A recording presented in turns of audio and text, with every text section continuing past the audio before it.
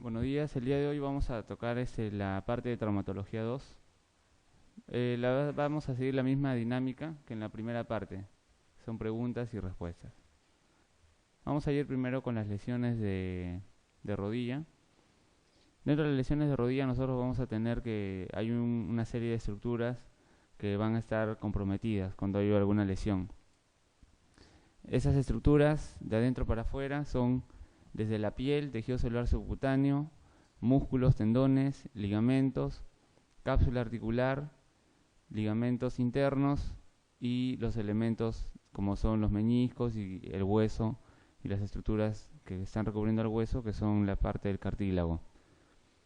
Para eso vamos a entrar a una lesión, a dos lesiones que son bastante conocidas, ¿no? Se escucha bastante, que son las lesiones de meniscos y las lesiones del ligamento cruzado anterior. No son las únicas estructuras, como ya podemos estar intuyendo, pero son lesiones, digamos, que producen la mayor cantidad de sintomatología y que son las lesiones, especialmente las lesiones meniscales, las que conducen al paciente a buscar ayuda médica y muchas veces el tratamiento termina siendo de tipo quirúrgico, ¿no? Como pueden ver acá, la rodilla no tiene solamente dos estructuras, como dice acá, ¿no? Tiene muchas estructuras y hay elementos relacionados también con las estructuras de la rodilla, como son, en este caso, este hueso de acá, la patela, que ya les había mencionado que es el sesamoideo más grande del cuerpo, que se articula con el fémur. No se articula con la tibia, se articula con el fémur. Y allí va a generar los movimientos de deslizamiento. Los principales movimientos de la rótula son de deslizamiento durante la flexión y la extensión de la rodilla, o extensión o flexión de la pierna. Ahora, esta estructura de la rótula está directamente relacionada con un gran tendón, como pueden ver acá, el gran tendón que es del tendón del cuádriceps, que viene a ser parte de una serie de músculos que en conjunto se les denomina músculo cuádriceps. Y después va a tener un recubrimiento también, en este caso de tipo tendinoso, y va a terminar con un elemento ligamentario que se llama el ligamento de la patela, o en otras palabras también se les conoce como tendón rotuliano. Esta es la grasita de Hoffa, habrán escuchado alguna vez, que se encuentra en la región posterior. Y por adentro, las estructuras más importantes, tenemos acá los huesos, el hueso fémur, el hueso tibia, ¿no? Ambos con dos porciones, ¿no? Una porción lateral y una porción medial. En las porciones laterales y mediales del fémur aparecen como dos estructuras semiesféricas, que son los cóndilos. Y su contraparte, en la parte de la tibia tenemos los platillos, que son estructuras, digamos, que soportan esos cóndilos. Y encima de esos platillos de la tibia se van a encontrar adosados los meniscos. Las estructuras también de sostén, por adentro tenemos acá dos ligamentos que cruzan, que son los ligamentos cruzados o ligamentos cruciformes, porque forman una X, ¿no? O se cruzan y por eso se llama cruzados. Tenemos un ligamento cruzado anterior y uno posterior. Después lo vamos a ver.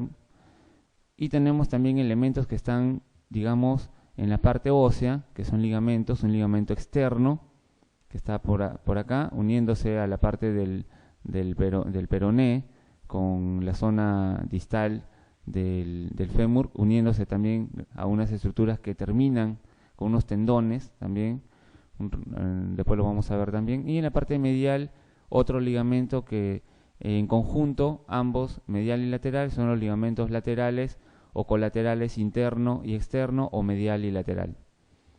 Entonces ahí tenemos prácticamente toda la estructura. Acuérdense también que hay una cápsula, ¿no? Como es una articulación, ¿no? En este caso una artrodia, tenemos también una cápsula, ¿no? Dentro de este compartimiento tenemos un líquido, que es el líquido sinovial. es un líquido que va a estar conformado por un ultrafiltrado plasmático, que va a tener las características plasmáticas. Este líquido sinovial tenemos acá que va a estar fabricado por unas estructuras, que son las vellosidades sinoviales, ¿no? O la sinovia, que va a estar filtrando este líquido todo el tiempo. Así como se fabrica la saliva todo el día, todo el tiempo, igual se fabrica el líquido en la rodilla, ¿no? Por eso el paciente le dice, doctor, me va a sacar líquido de la rodilla, me va a dejar sin líquido, dice, ¿no? No, se va a sacar el exceso de ese líquido que se ha formado por inflamación o por infección o por sangre, etcétera, por un traumatismo. Se va a sacar el exceso de ese líquido que provoca dolor, porque cuando hay una inflamación, hay un elemento, digamos, un trauma que va a generar que aumente el líquido, sea líquido sinovial inflamatorio, o sea, sangre, va a presionar la cápsula y esto va a generar un gran dolor y no va a poder mover la rodilla del paciente. Entonces, en ese caso, si está indicado, ¿no? Porque hay indicaciones, se limpia y se hace la artrocentesis, ¿no? Que es retirar el líquido de la rodilla, líquido que está en exceso. Entonces este líquido se va renovando todo el tiempo, ¿no? Listo. Bueno, estas son las estructuras más importantes y las características más importantes de la rodilla en general, ¿no? Ahora vamos a ir con la parte de las lesiones. Cuando nosotros tenemos, cuando hablamos en este caso de lesiones, vamos a hablar de lesiones en general de tres tipos: lesiones óseas o fracturas. Lesiones óseas o fracturas, porque lesiones óseas también puede ser asociado a una artritis reumatoidea también, simplemente imágenes en sacabocado, ¿no? O erosivas. Entonces, lesiones óseas o fracturas en general. Ese es un grupo, o sea, lesiones del hueso. Segundo grupo, lesiones de cartílagos. ¿Cuáles son los cartílagos? Cartílagos son los meniscos, tanto el interno como el externo, y toda la zona de recubrimiento de la articulación en los huesos fémur y tibia. Ambos tienen un recubrimiento, es como una capa especial que les dan a las articulaciones. El cartílago siempre cubre al hueso en la zona articular, especialmente en la zona donde está ocasionándose la fricción. Entonces tenemos cartílagos meniscos, cartílago que cubre al hueso.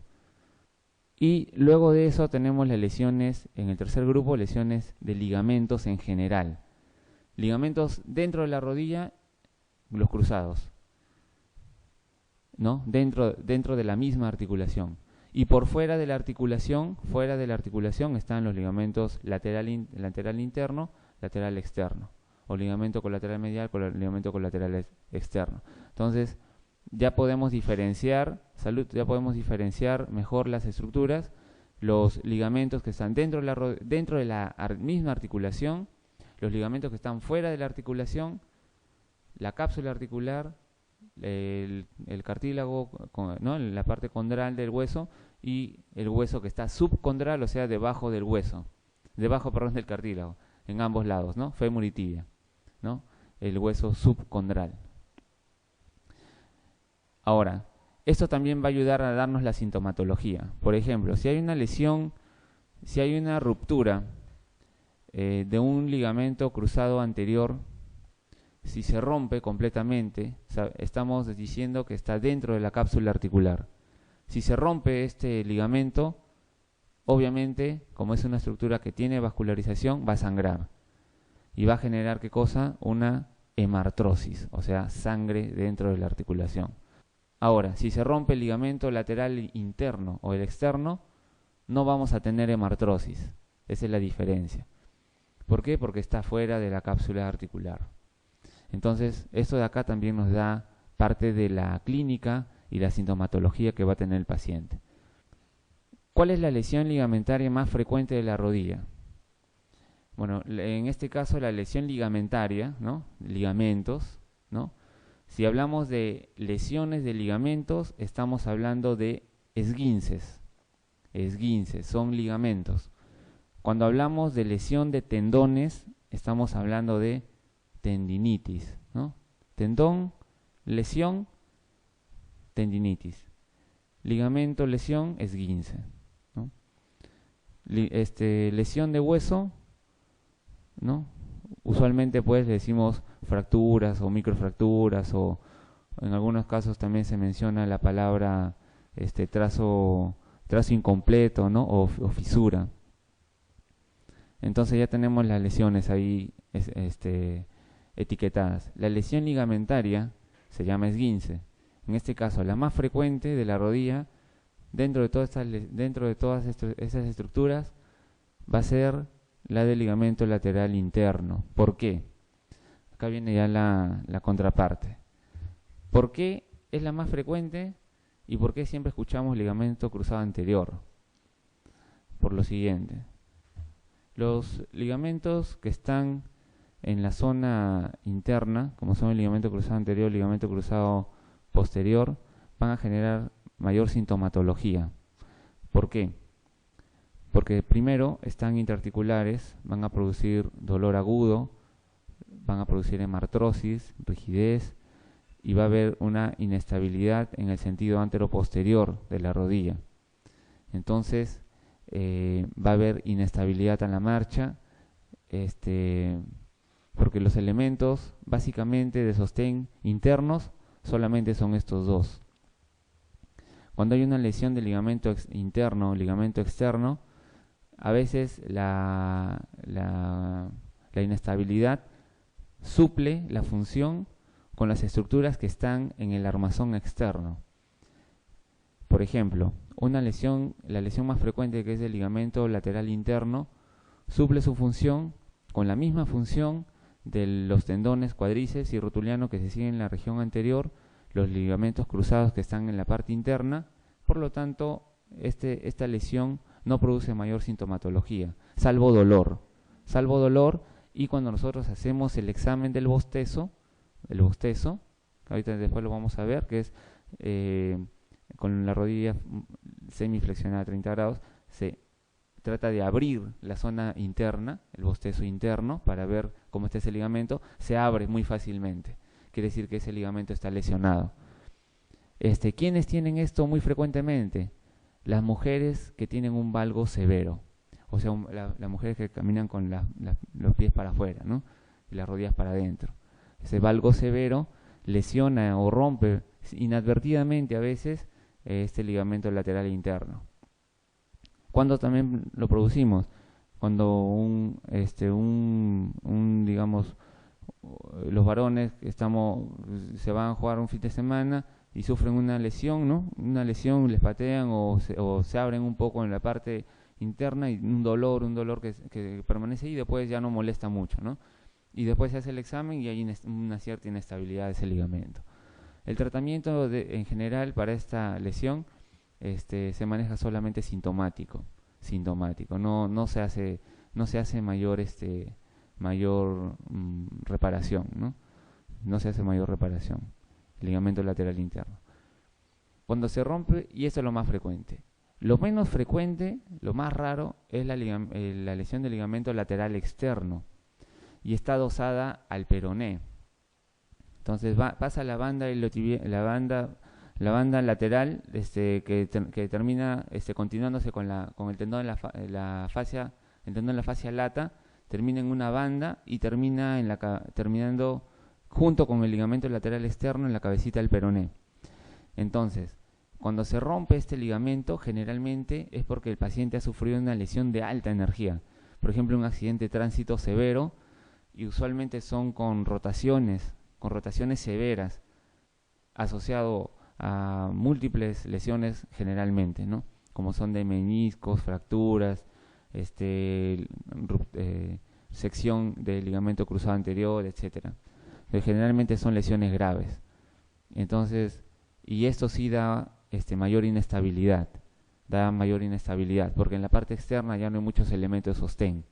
Entonces, allí sí, en este caso, es necesario operar cuando hay inestabilidad, ¿no? Cuando hay inestabilidad. Pero cuando no hay inestabilidad, también se lo maneja conservadoramente. A manera más clara, aquí se ve mucho mejor en este gráfico de acá, de la mano izquierda. Pueden ver cómo el ligamento lateral externo termina prácticamente en la zona condilar, fuera del cartílago articular, y termina en la cabecita del peroné, ¿no? Fuera de la cápsula articular, como pueden ver. Y aquí el ligamento lateral medial o interno, que igual termina en el cóndilo medial y se va hasta la zona de la tibia, ¿no? En dos porciones, ¿no? En realidad abraza toda esta parte de acá. Es un ligamento que abraza toda esa zona, ¿no? Y esto generalmente pues sufre lesiones, ¿no? Aquí. Otra cosa también, ¿por qué sufre más lesiones esto? Porque nosotros tendemos siempre al valgo. Inclusive, el ángulo fémoro-tibial, hay un valgo, ¿no? Hay un valgo fisiológico, es normal, varones y mujeres, que va de 10 a 15 grados. Y aquí están los ligamentos cruzados anterior, de afuera para adentro, y el ligamento cruzado posterior, de adentro para afuera. Y los meñiscos. Acá podemos ver, en este caso, el cruzado anterior y el cruzado posterior. Esta es una rodilla derecha, esta es una rodilla izquierda. Acá tenemos una rodilla derecha también, y como el movimiento de rotación interna, ¿no? O sea, el pie se queda y se va hacia la rotación interna. Entonces, como sabemos que el ligamento cruzado anterior va de afuera para adentro, entonces nosotros vamos a ver que en esa rotación interna máxima va a jalar más el ligamento y lo va a romper. Lesión típica de futbolistas, ¿no? Que se quedan plantados con el chimpún, el toperol en el pasto y rotan su cuerpo hacia afuera, cayendo de espaldas, ¿no? Lesión típica, ¿no? Uno de los casos pues enigmáticos tenemos el caso de Ronaldo, ¿no? Que justo hizo todo este movimiento y terminó seccionando su ligamento cruzado anterior, lo que le sacó al final de las canchas, ¿no? La prueba más específica para evaluar un esguince del ligamento lateral interno de la rodilla es el test de, bueno, en este caso no lo han puesto como bostezos, ¿no? No lo han puesto como bostezos, pero sí han puesto varo y valgo en flexión de 30 grados. Para este caso, nosotros podemos decir lo siguiente: si yo tengo lesión del ligamento lateral interno, ¿cuál va a ser mi prueba? ¿Hacia el valgo para examinarlo o hacia el varo? Es una pregunta que tienen que responder. ¿Hacia dónde tendría que llevar? ¿Hacia el varo o hacia el valgo? Hacia el valgo, ¿no? Para poder abrir la articulación, ¿no? Y poder examinar este ligamento. En este caso, pues, entonces lo mando hacia el valgo en flexión de 30 grados siempre. ¿Por qué? La flexión de 30 grados de la rodilla nos va a permitir eliminar la resistencia que ejercen tanto la parte de los músculos gemelos, que se van hacia la parte del cóndilo en la parte posterior, vencemos esa resistencia, y también vencemos en parte la resistencia del cuádriceps cuando está en extensión. Entonces, la flexión de 30 grados vence esas fuerzas y se pueden examinar mucho mejor los ligamentos interno, externo y también los cruzados. Tenemos otra prueba, ¿no? La prueba exploratoria más demostrativa de lesión del ligamento cruzado anterior. Bueno, en este caso nos ponen también una serie de ítems, ¿no? Nos ponen cajón anterior, test de Lachman, cajón posterior, ¿no? Lo que siempre pues uno escucha es los cruzados se evalúan por cajón anterior y cajón posterior, ¿no? Eso es lo clásico que uno escucha, ¿no? Pero esta pregunta va en el sentido que esta pregunta ha venido varias veces también en examen de recién dado, y es para poder ver si en este caso el médico conoce la prueba específica, ¿no? La más demostrativa. Se ha demostrado que el test de Lachman, que es el que está acá, es la prueba más demostrativa, que tiene más sensibilidad, ¿no? Que me va a determinar la mayor cantidad de enfermos, ¿no? Con la prueba. En manos experimentadas se dice que llega hasta un 85, inclusive algunos mencionan 90%, pero estudios más modestos mencionan un 70% de sensibilidad. Varía en todo caso de acuerdo al estudio. Lo que sí el test de Lachman es lo siguiente, ¿no? Bueno, acá no se ve muy bien la flexión que está haciendo el examinador. Hay una leve flexión de 30 grados. Fija el muslo con la mano, en este caso, esta es una rodilla izquierda, ¿no? Si es la rodilla izquierda, va a examinar con la mano derecha el muslo, va a sostenerlo, va a fijarlo. Y con la mano izquierda va a tomar a nivel de la TAT y va a traccionar hacia adelante siguiendo el ángulo de 30 grados. Entonces ahí se va a sentir si se siente un tope, quiere decir que el ligamento está sosteniendo. Si se viene y no se siente el tope, se siente que viene fácilmente, entonces este paciente muy probablemente, ¿no? Con gran sensibilidad, como les digo, podemos decir que tiene una lesión del ligamento cruzado anterior, que puede ser un esguince, ¿no? Una sección parcial o una sección total. Ahora, ¿qué cosa nos confunde el examen? Lo que nos puede confundir es, en pacientes que tienen una gran masa muscular de cuádriceps, nos puede confundir el examen. ¿Por qué? El cuádriceps es un elemento de sostén de la zona anterior. Por lo tanto, el cuádriceps, cuando está muy desarrollado, tiene una gran banda en toda la región anterior. Y el examen de Lachman a veces da falso negativo, ¿no? A veces aparentemente no hay lesión del ligamento cruzado anterior. Y esto también, a manera de anécdota, se demuestra porque en pacientes que tienen lesión del ligamento cruzado anterior se recomienda fortalecer el cuádriceps para poder realizar la marcha, ¿no? Para poder realizar la marcha. Y solamente se repara la lesión del ligamento cruzado anterior en aquellas personas que tienen alta competencia deportiva, ¿no? Por ejemplo, generalmente pues basquetbolistas, ¿no? Los basquetbolistas de NBA que usualmente al caer sufren rotaciones, futbolistas y actualmente, ¿no? Actualmente rugby y el fútbol americano también, ¿no? Entonces, lesiones en deportistas con alta competencia, sí hay que reparar el ligamento cruzado anterior. En personas comunes y corrientes o pichangueros fin de semana, solamente es recomendado fortalecer el cuádriceps, ¿no? A menos que haya inestabilidad severa. Si hay inestabilidad severa, sí, hay que repararlo, ¿no? Y el tratamiento consiste, como vamos a ver, en colocación de bandas que simulen la función de este ligamento, ¿no? Bueno, todo esto ya lo hemos mencionado. Entonces, por ejemplo, es una de las técnicas quirúrgicas.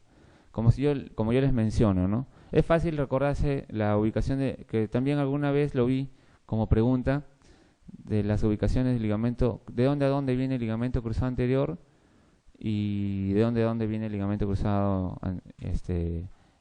posterior.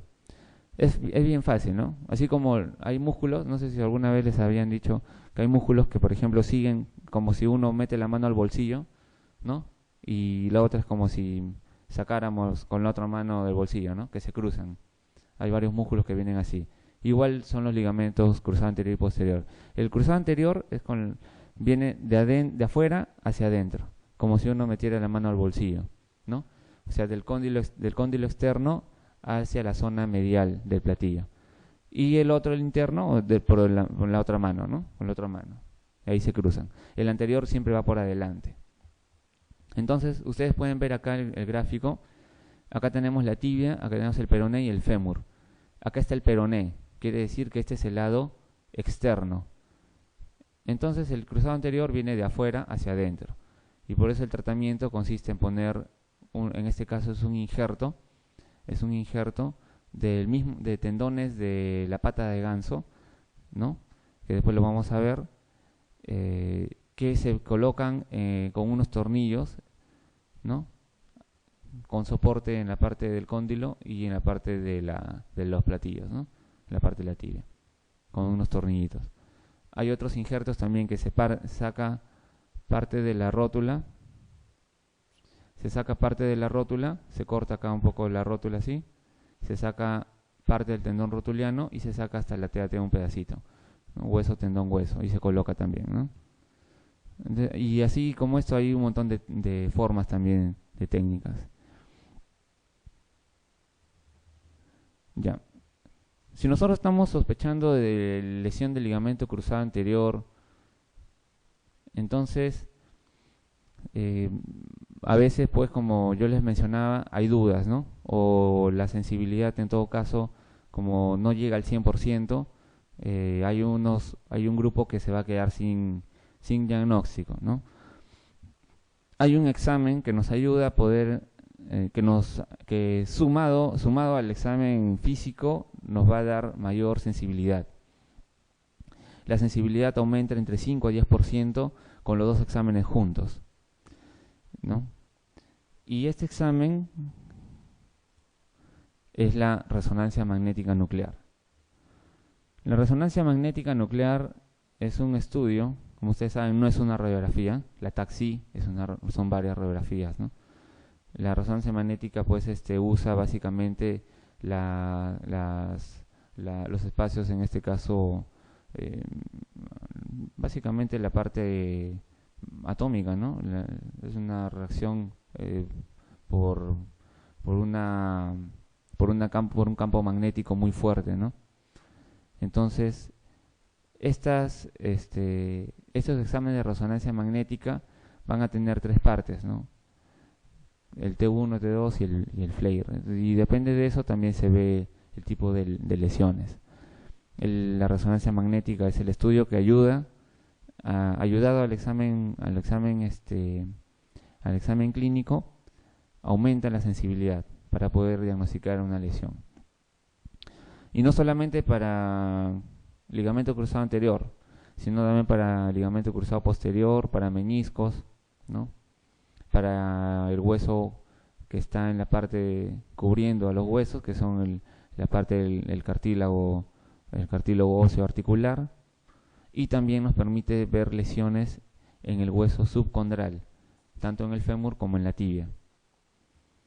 Además, como lesiones musculares también. O sea, prácticamente, pues, nos da una visión de toda la rodilla cuando sospechamos de alguna lesión. Por ejemplo, acá tenemos una resonancia magnética de rodilla. Es un corte sagital en T2. En T2 nosotros vamos a ver que los ligamentos se van a ver así negros, ¿no? En T1 y en FLAIR se van a ver diferentes. Esta es la imagen que siempre vemos, que ponen digamos, en los libros, todo, ¿no? La imagen en T2, que es la que vemos. Entonces acá tenemos, por ejemplo, ustedes pueden ver acá en el número 5, cómo se nota claramente se ve el ligamento cruzado anterior, que está completo. O sea, así se ve el ligamento cruzado anterior, ¿no? Negro, ¿no? El posterior, como ven en el 8, también se ve negro. Y miren cómo está completito, ¿no? El ligamento cruzado anterior se ve más tangencialmente, ¿ya? Entonces, en este caso, parece una línea nada más, ¿no? En algunas oportunidades, esto no se va a ver, y se va a ver solamente de este color, ¿no? Todo. Eso quiere decir que o hay un esguince, ¿no? O es una sección del ligamento cruzado anterior. Y bueno, acá también, como yo les mencionaba, se puede ver los otros elementos musculares, ¿no? Se puede ver la grasita también acá, cómo está, el espacio articular, y en otras tomas también se pueden ver inclusive los meniscos, ¿no? Por ejemplo, acá tenemos una imagen, también una resonancia magnética. Acá tenemos la tibia, ¿no? La tibia. Acá tenemos el cóndilo femoral lateral. Acá está, no sé si pueden ver acá el peroneo un poquito. Se puede ver las espinas, ¿no? Las espinas de la tibia. y el ligamento cruzado anterior, de afuera hacia adentro, ¿no? De afuera hacia adentro. Y acá se pueden ver también los meniscos, ¿no? ¿Ven acá los meniscos? Negrito, ¿no? Y acá también, negrito. Y en otras tomas se ve así, se va viendo todo, ¿no? El menisco negrito, por cortes. Igual, ¿no? Podemos ver acá, en este caso, el ligamento cruzado posterior, ¿no? El anterior, ¿lo ven? Acá parece que se insinúa, ¿no? Es un corte, digamos, que es más para el ligamento cruzado posterior, ¿no?